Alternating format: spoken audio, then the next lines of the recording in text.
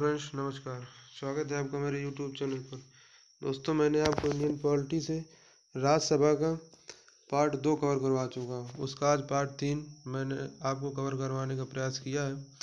तो उसमें मैंने ऐसे क्वेश्चन लिए जो विभिन्न वेरियस एग्जाम में पूछे गए हैं। उम्मीद है वो क्वेश्चन आपको पसंद आए होंगे दोस्तों।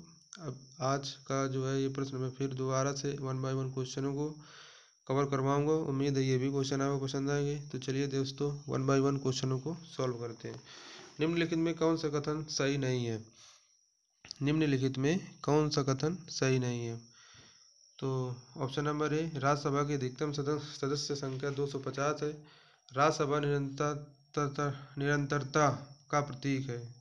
राज्यसभा के 2/3 सदस्य प्रत्येक दूसरे वर्ष की समाप्ति पर पदमुक्त हो जाते हैं। ऑप्शन नंबर डी, राज्यसभा में प्रत्येक राज्य और संघ राज्य क्षेत्रों में सीटों का आवंटन संविधान की 4वीं अनुसूची द्वारा नियत किया जाता है। तो बताइए फ्रेंड्स, इसका राइट और करेक्ट और बिल्कुल सत्य आंसर कौन सा होगा? चलिए कमेंट करके बताइए आप।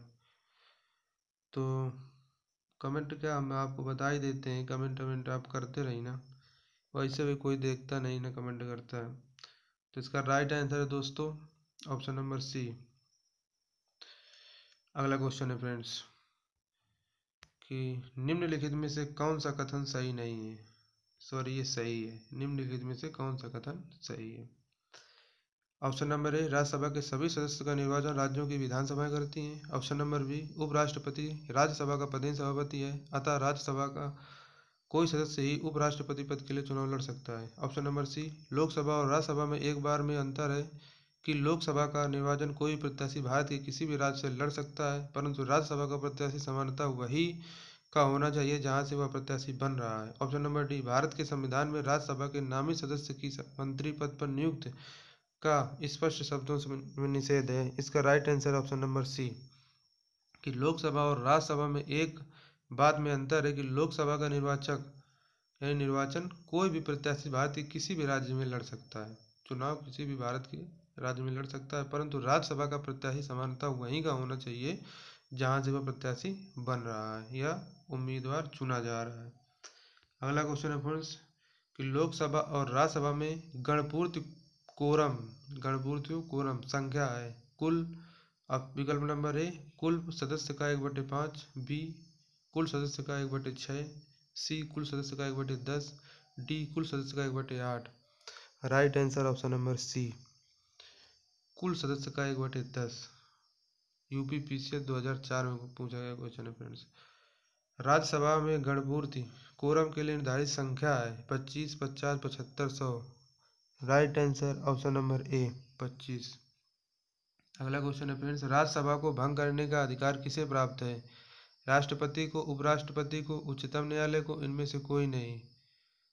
तो इसका right answer friends option number D, इनमें से कोई नहीं।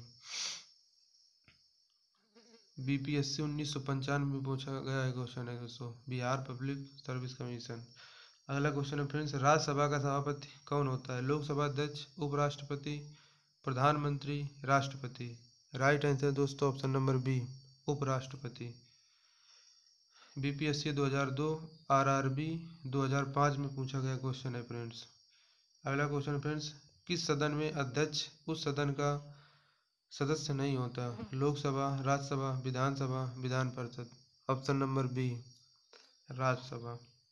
अगला क्वेश्चन है फ्रेंड्स, राज्यसभा के सभापति का चुनाव कौन करता है? ऑप्शन नंबर ए, राज्यसभा के निर्वाचित सदस्य, बी लोकसभा एवं राज्यसभा के सभी सदस्य, सी लोकसभा के निर्वाचित सदस्य, डी लोकसभा, राज्य तथा राज्यों के विधानसभाओं के निर्वाचित सदस्य। ऑप्शन नंबर बी, लोकसभा एवं राज्यसभा के सभी सदस्य। अगला क्वेश्चन है फ्रेंड्स, राज्यसभा का सभापति।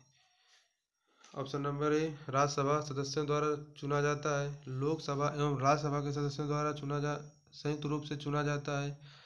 राष्ट्रपति द्वारा नियुक्त होता है, इनमें से कोई नहीं।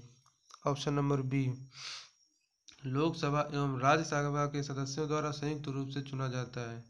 अगला क्वेश्चन है फ्रेंड्स, निम्नलिखित में से किसकी अध्यक्षता सदस्य द्वारा की जाती है? निम्नलिखित में से किसकी अध्यक्षता सदस्य द्वारा की जाती है?